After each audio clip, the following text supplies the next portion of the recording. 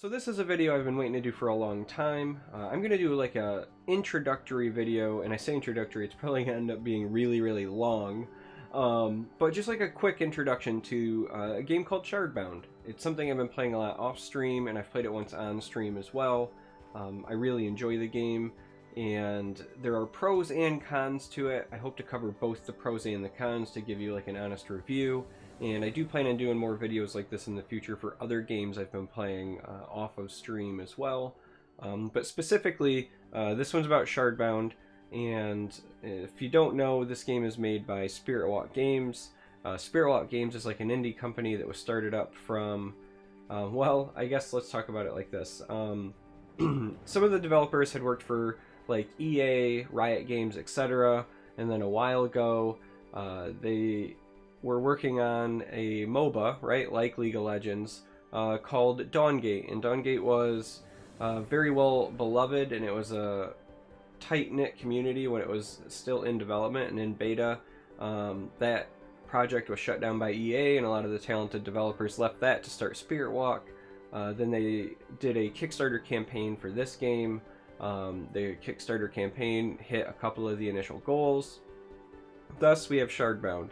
Shardbound is free on Steam right now. It's an early like alpha, so not even all of the art stuff is done yet. So again, that's potentially a con if art is really important to you. So again, I'm going to be honest as I go through here, but I think as a pro, the gameplay is really solid, and we're going to go ahead and just kind of go over some of the menus real quick. So this is like your news area where it talks about patches. As you can see, we're up to patch number 54, even in this like early development portion. You also see this dev update. The devs do regular dev streams. They have a official Discord that they're active on. Those are definitely pros in my opinion. One of the cons though is it is a smaller company, right? So it does not have the bankroll that some of the other card game style games have right now. Other parts of the menu. So when you first sign in, you go through the tutorial, which is for like missions, right? You can see that I have them all done. If I click on these tell you like what you earn and what you learn about, right? So that's the tutorial. These things are also like shards, right? So then the other portion, this is my shard, right? Like this is my home. So I can click here and learn about my profile. Hooray, I'm Charmer, like you would expect. We can see rewards. So this game does have daily login rewards. It does have first win of the day rewards, first vault of the day. Vaults are things that you unlock on a shard, and you'll see what I'm talking about in a minute. And these give you rewards. And then there's also this like weekly wins. So this just recently reset because you can see I have 6 days left. But essentially, if I win 3 times, I get a box. If I win 3 times, I get a box. These boxes are your packs, essentially. Each box contains 1 unit, but you get presented 3 units, and then you get to pick the one that you select based on your collection. It's very similar to like the Gwent keg opening, if you're familiar with that. The game does have some achievements, and the achievements earn you rewards as well. And then they do have like leaderboards for the ranked play. Household, so this is my house, right? House Murder of Crows, with a roster of just me. So they're not doing a lot with it right now, but the idea is that this game was going to support guilds, right? One of the other really cool things that this game is designed to do is integrate directly with Twitch. So right now, there's nobody on streaming because I'm recording this right in the middle of the night, and the community is kind of small. Again, potentially a con because it's so early in development. But normally, if people were streaming, you would see other shards up here with the name of whatever the Twitch username was, and you could hop on and interact with that. Similarly, right, if I click on streamers here, again, no live streams found because I'm filming this really early in the morning, but you could see those things as well. So it's built with Twitch integration in mind, so that is a plus if that is something that you are into. I find it intriguing. Some of the things that will appear on those shards will be like, suggest a deck for the streamer to play, and I think that's kind of cool. The shards thing will make more sense when I get to that part. Barracks. This is where you see your collection. Now, the game currently has 6 factions, right? Most of them are referred to basically by like color, right? So that you have the red, orange, yellow, green, blue, and purple. Each faction has a subset of themes. For example, this purple theme, right? This is the leader. Each faction also currently has one leader, and the leaders do different things. One of the pros to me is that this opens up a design space because you could potentially have more than one hero in the future, and I think that's kind of neat. But right now, if you're playing purple, Baroness is your leader, but purple can support multiple types of gameplay. So one of the gameplay types, as I scroll down, for example, is based around this idea of thralls, right? So you can see that there are cards that summon these 1/1 thralls, and then if I go further down, we'll find things that do crazy stuff like Night of the Living Dead, summon up to 10 thralls from your graveyard onto random tiles, right? Now the other kind of gameplay thing, if you don't go the thrall route, is just like this attrition recursion thing with like Grave Lotus and like big beefy creatures. And most of the factions do support like one or two different playstyles, but they also feel unique. So the Baroness, Bloodbinder, purple faction is very much like graveyard themed, whether it's thralls or the other one. Fate Keeper, this is like a control sort of build. There's actions that help you maintain control, and then her leader ability is all about teleporting. One of the things I like about this game, and we'll kind of see it in action when I play the game, is that even though it's a card game and you're drawing cards, tactical gameplay, like knowing the board and knowing how to position, matter. So skill feels very relevant in this game. In fact, even if you have a bad draw, you can sometimes just like out-skill your opponent into a win, which is very attractive to me as a pro. So the Land Shaper faction is what it sounds like, right? It's very much on this land shaping. When you see the board, you'll understand that there's like high ground and low ground, and there's these boulders. This faction is very much all about interacting with the board. You can turn things into boulders, you can destroy boulders, it's kind of neat. Pack Runner is, again, kind of what it sounds like. This is very much a swarming faction, and it deals with like primals. Wayfinder, this is, in my opinion, a very like tempo oriented class. They've got a lot of cards that will do things if you either have high ground, or if you have played an action or a spell this turn. And then the last one is this Steel Singer. This one's very much about their modular type cards and the ability for the leader to make gizmos. So when I say like modular, what I really mean is these upgrade cards, right? These cards are cards that when you play them can be played as better versions of the card. So at its base, this is a 3-cost card that gives me a 4/4 flyer. And obviously all the keywords mean things. But then where it says upgrade 1, restores health to your hero equal to the damage dealt. That means that when I play this, I can play it for 3 as a 4/4 flyer, or I can choose to play it for 1 more. So playing it at 4 means it's a 4/4 flyer that also does this restore health. And then this other one where I have upgrade to a splash, I could also choose to play it at 5 to be a flying 4/4 with splash. Now I can't ever like pick both the upgrades, it's one or the other. So basically all these upgrade cards give you 3 versions of the card and you choose which one you play. And I like the decision making because again, it's all about like being tactically relevant with this game. So that's where you build your armies. Training Grounds, this is where you can play against the AI, just to kind of get a feel for your decks. And then we have Treasury. This is where you could go to the store and buy things. That you can buy things for money. When you first sign in, they have this really awesome beginners like starter bundle that I think is well worth the money. It's like $5 for a ton of boxes and a guaranteed legendary. Now I've already got some core boxes set up, so we'll open some so you can see what that's like. When I mouse over, this tells me that this is going to be an epic in here because it's glowing purple. I'm going to be presented with 3 options, as we can see. 3. And then it tells me I own 1 of 2. You can put a max of 2 of anything in your deck, so that's why it's saying 1 of 2. I also own 1 of 2 here, and I own 0 of this.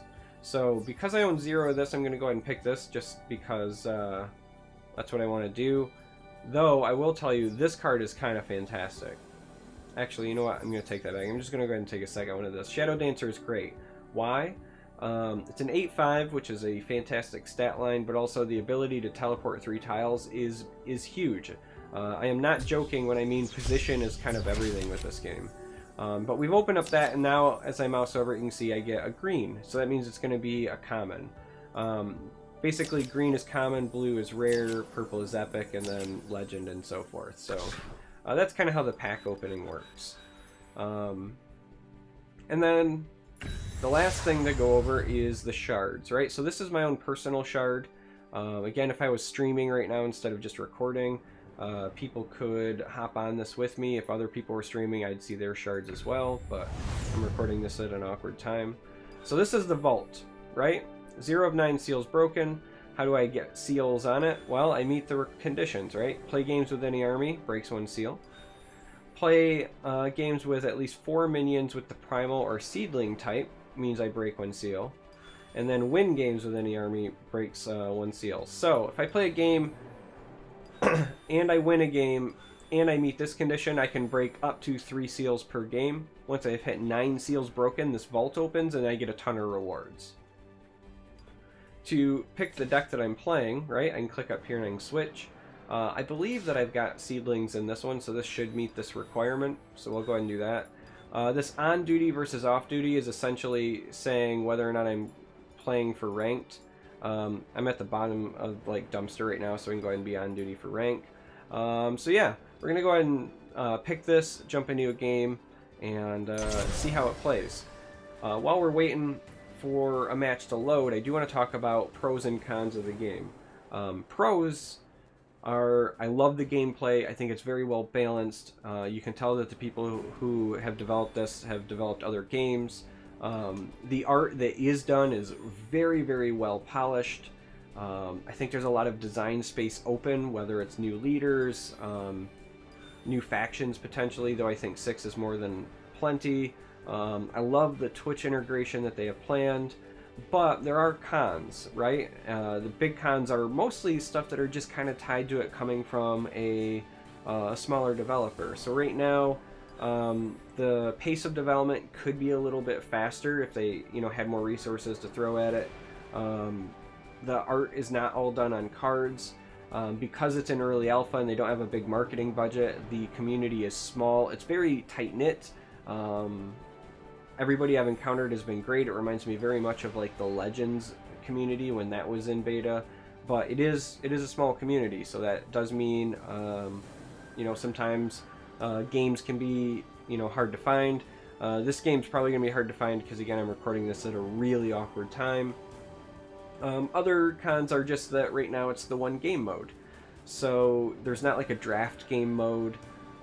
There's not like a gauntlet or brawl game mode with wacky rules yet. Doesn't mean that it couldn't come, it just means it's not their focus right now. They want to refine the core gameplay until they can get that part working. Trying to think of some other potential cons, right? Other potential cons I guess might be,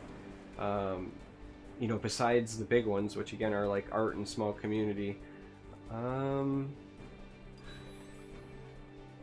I guess maybe, if you're worried about that sort of thing, the game might never fully take off. It might just be the sort of thing that remains small forever. I hope that's not the case because I think it's very well designed. But, if a big community is a requirement for you, yeah, it might not ever get there. I hope that's not the case, right? That's one of the reasons I've been wanting to make a video on it for a while, because I really, really dig the game.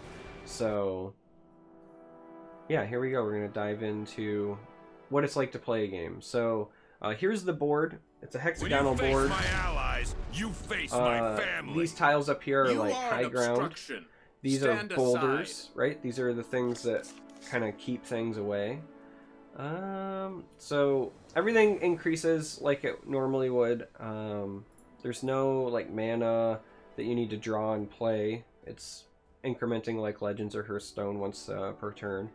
We're going to go and throw that back and look for some more early game tempo options. Like that. So,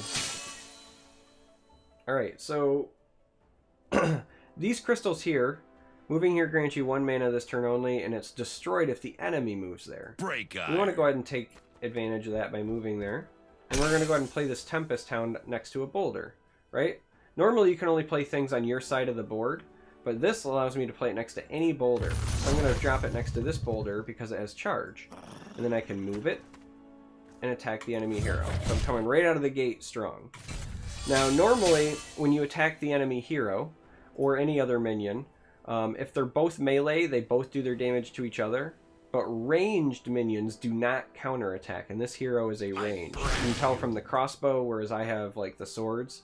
So if a melee enemy attacks my hero will attack it back.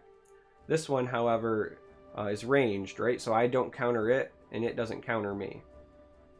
So ranged minions are important in that respect. I gotcha. And so he also goes and he plays this combat medic to heal himself. Which is pretty strong. So there's a seedling. I would like to play this to charm something toward me, but there's not much of an incentive to do so. So I think what we're actually going to do is we're going to break this crystal, because I can't trade with his guy, and I can't justify getting more damage on his hero. So we're actually going to just go ahead and break his crystal. Here we go. And we're going to move this over here. And then each leader has like a hero ability that costs 2. Speak up. I want to save this because the charm makes something move toward it. And again, placement is really important in this game. So we're going to go ahead and save this. It's a much better like 2-drop late game. So we're going to go ahead and do that instead. And then we'll likely be placing a Stonecall Seedling.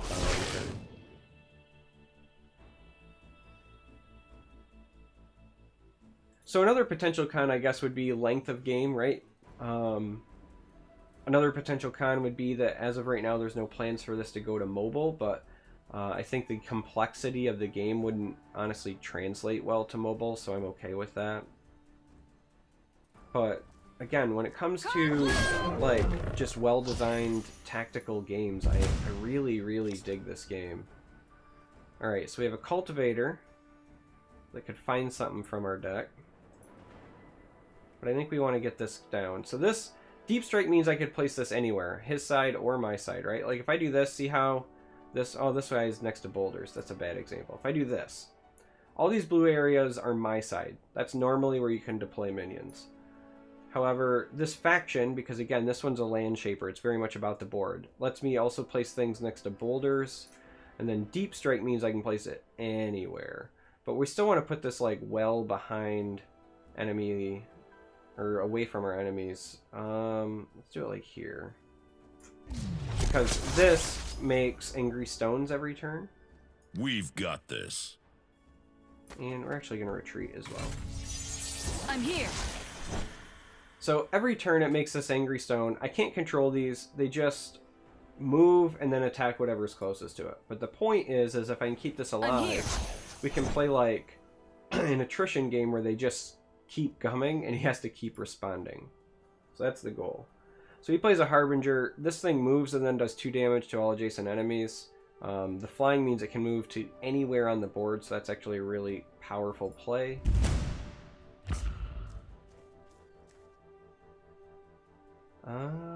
So we could have this played. This is a nice big body, and when it dies it puts a random seedling. But I kind of want to... Well, triggering the stone doesn't do much for me, because he's going to Harbinger to get next to this next turn either way. So I take it back. Let's play this so we can get some forward pressure. Leave it to me. And we're going to move a couple spots away, but still where we can move up to wherever that Harbinger is. Because again, I fully expect him... Well, the truth is I expect him to move here so that he takes this out and gets damage on this. We've got this. But we're going to move to here so that he can't get damage on our hero as well. Actually, might move here. He damage both of those and then move this up to trade. Again, position is kind of everything in this game, right? It really can separate like skill. Games play very much almost like a mid-range style gameplay most of the time. It's not to say that the other archetypes don't exist, but it's very much about board control, snowballing your lead, one of the best ways to get board control is to just ensure that you're doing what he's doing, right? He's trying to keep minions off the board to kind of prevent me from snowballing. And we're going to do much of the same. I'm here. So he has this guy. Supremacy is when he has high ground, right? Does something when on high ground. So he's a 3/4 when on high ground, which is pretty good. So we're gonna actually try chasing down this Absolver, I think. And then we're gonna do this on the Absolver because that's gonna make him walk forward, but it's also gonna end him next to this so that I can get a whack on him. Leave it to me. And then we're gonna have this come up and get a whack here as well. Good night. We don't have any seedlings to get the trigger here, so instead we're gonna go ahead and I'm here. try to get something from the old deck. And let's go ahead and use our hero ability as well, just to try to keep up on resources. These little pebbles might not seem like a lot, but they can really add up if you get them. It's also worth noting that you can get other blessings. It's not just the pebbles. You can get things that increase the health of one of your minions, for example, which can help support value trades and so forth. So I fully expect this thing to, I was going to say probably land here, just so you get some decent damage going, and then this can step up and kill this. Again, he's trying to prevent my lead. The good news is that this has Death Howl, does something when it dies. Should sound familiar if you've played other card games. And we get a random seedling in our place, so we're hoping for something really spicy here. And we get Life Spring.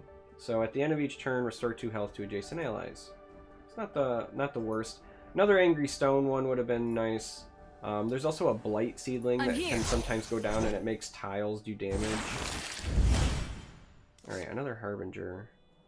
It's a bit of an issue. Alright, so this we can change a minion into a boulder for a full round, which is spicy. However, we don't have any of our combo pieces. So there are other cards in this deck that can do things like destroy boulders. Now normally you use them to like blow up the board and create pathways, but you can combo it with that, which is awfully interesting. But instead we're going to generate some forward pressure. And we're also going to go ahead and just take this out to try to snowball our lead a bit. Break iron. We're going to end next to this, mostly because we want to protect him from shooting it, but also because it's going to gain some health for us.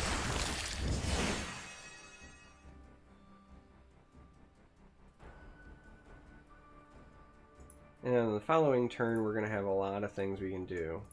So like we can, if we draw something that combos with this, we can blow something up, or we're looking at like Stone Call, get a friendly trigger on it, and play a Pebbleborn, etc., etc., right? So we got a lot of options. Now what I'm doing is very aggressive. Typically in these games, you actually want to keep your leader back here, kind of in the safe zone, and then you just keep playing things on your side and kind of push forward. But given that we have the seedling here, I feel okay with kind of pressing my advantage for now, because this thing can keep my leader kind of topped off. That's the idea anyway. We're going to use this as a kind of like a forward point. We also, because we can play things here, right, we're not too far from any of these minions coming up, making trades, and then dumping back to this seedling as well. So we'll see what our opponent does. I got a feeling he's going to... Oh, he shoots me. I had a feeling he was going to try to get this thing. Target eliminated. Right now. Oh, he played the assassin. This is one of my favorite cards. I think the animation is cool. I think the art on it is cool. And he's just a nifty dude. Alright, well, I don't think our game plan has changed much, so... We're going to put that in the corner. Let's do this. We're going to walk up and get some free damage. Again, because he's ranged, he doesn't hit back. That's an important thing to consider. We are going to go ahead and drop this here, like we were planning on it. We're going to go ahead and drop this here and trigger that one. Then we're going to drop this here as well. He can still walk around to get a whack on this. Leave it to me. So even though we could press forward and get more damage, what we're actually going to do is use this as a meat shield so that he can't get through and whack our life spring. So he can kill the pebble. Not much we can do about that, but really what we're trying to do is just kind of keep him from being able to kill this off or get damage on it. Dark. Wow, that was a really good reckoning. So again, that did damage to everything on the low ground. So that's where the whole like positioning matters. Good news is that he only has likely one more left in his deck, because again, it's very similar to Hearthstone, right? You can have 2 of any normal card and 1 of any legendary card in your repertoire. So you can have at max 1 more of those. But this lived. We do actually run some of these Lifespring Seedlings in our deck as well. So there's a chance we could draw one and pair it next to this to kind of keep this alive. Do not. Yeah, he's going to try to take that out now, which is entirely fair. Alright, so there's our destroy a boulder and then deal 4 damage to all units within 2 tiles of it. So we could, in theory, Stone Prison and detonate at some point. But right now, what we're going to do, we're going to go ahead and whack that. Who am I? Because our Here hero we go. is just going to turn around and heal from this. We're also going to step this up here to try to block. We're going to play this Trauma Guard because that will also heal our hero. And we're going to use that up here later. See what we get. Yet another Pebbleborn, which is fine. Okay. Let's move that up. And let's extra like wall off our area. So that's kind of the beauty of the Pebbleborn and really this faction in general. Again, typically most factions have to play stuff back here and advance forward. There are some cards that will have Deep Strike that let you play anywhere. There are some cards that have Flying where you play here and then move anywhere. But this Land Shaper faction very much takes advantage of however the terrain is, so it's one of the benefits. Alright, now that was a very, very good Life Flash for him. It was a quality Chain Lightning. I was kind of expecting a second Reckoning, but In radiance. that works out pretty well as well. For him, anyway. The good news is, though, is he doesn't really do much else this turn. So we can still continue to get some pressure on him.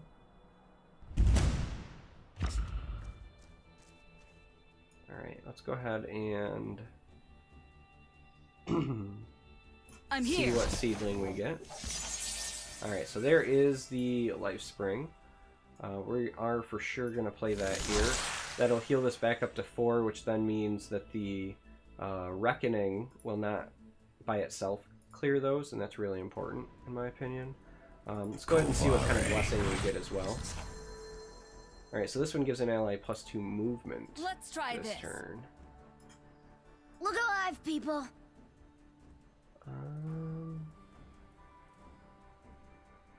Let's move that up. And let's go ahead and give Get moving. this the Let's do +2 so that we can get it here and get a whack on the hero. And Here we go. let's whack with our hero. We could still move, but I don't really see much reason to.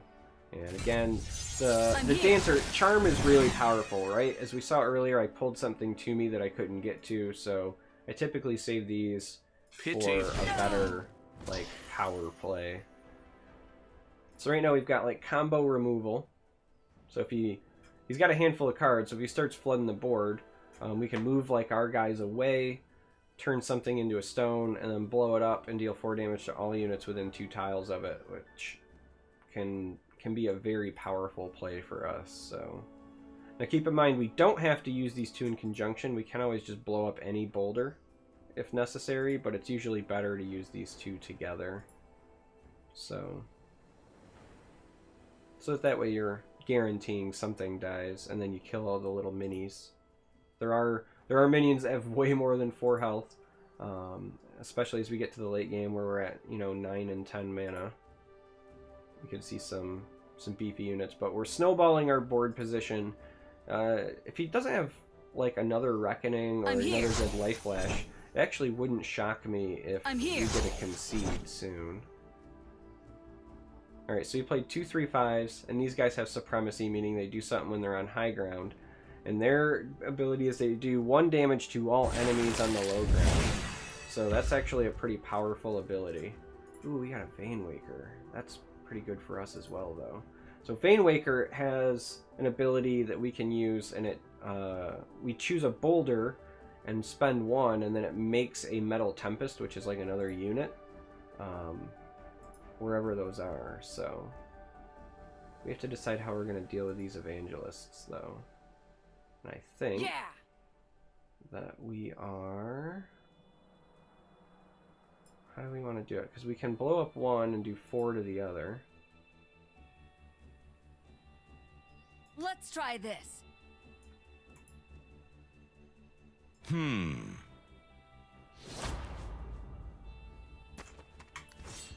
Let's do this.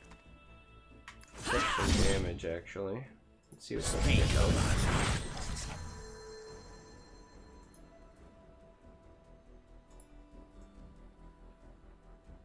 Get moving. Give him +2 movement so that he can walk up and kill 1. Look alive, people. I'll take out the other. I'm here. Play the Vein Waker and call it. I'm here. So he only has 1 Evangelist now. I can deal with taking 1 to everything on the low ground, because right now it would essentially only kill the 1 Angry Stone. Even if he does 1 to everything, combining it with Reckoning won't be enough to kill that by itself.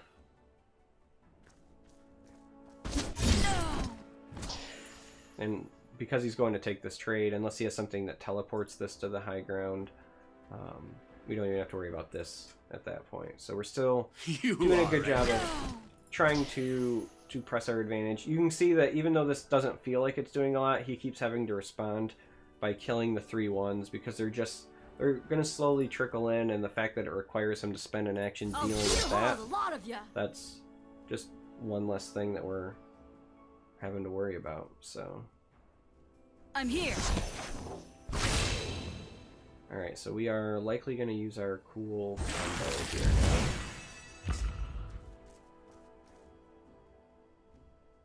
So leave it to me. Whack his leader for 2. Break iron. And then back up. And we're gonna turn Be this. still. And then we're gonna Cold blow that up. So as you can see, it wrecked his entire squad over there. Yeah. And then we're gonna step this guy up here and use Let's his do ability to make a guy. I'm So that's here. what this does. And there are different... no, we're fine. There are different metal tempests, if you will, that this will make. So copper is like the worst. That's a 2/2. It'll also make like silver and gold ones that are bigger bodies. And the concede. I never lose to a So, stone pusher like you. I kind of was expecting that. We had a pretty big lead, and the fact that we were saving our combo for when he played a lot of guys and blew them up, it totally went our way. But hopefully, just with that game, you could kind of see how the board matters, right? Like high ground matters, line of sight matters. I love that they do different things with the factions to like interact with the board. Hey, we turned an enemy into a boulder and destroyed it, so we got an achievement. So again, we meet all 3 of the requirements, so this gets us that much closer to breaking the vault. Yeah, I mean, overall, for the parts that are done in this game, I think that it's really well polished. Gameplay-wise, I think that it's very well balanced and sound. I just really am rooting for this game, so hopefully, if you watch this video and you're intrigued It's, again, free on Steam. I encourage you to try it out. I encourage you to join the Discord. Show whatever support you can. I don't want this game to die, because I think that there's a lot of promise between the Twitch integration, how well the game, plays. I think there's a lot of potential. There are a lot of cons. I'm not going to lie. I'm not, going to sugarcoat it.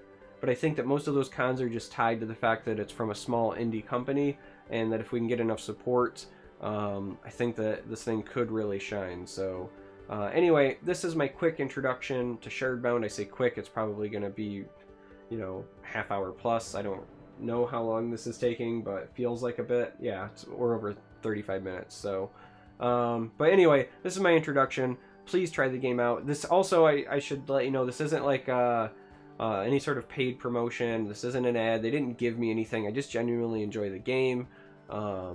So yeah, thanks for watching. I love you guys. Next up, I'll be doing a similar introductory video, but for Hand of the Gods. And I love card games, so I'm sure I'll be doing a couple of these every now and then for different games as well that I've been playing off stream. Legends is still staying core on the channel, but I love card games. So yeah, till next time, may you walk on warm sands. Thanks. I love you guys.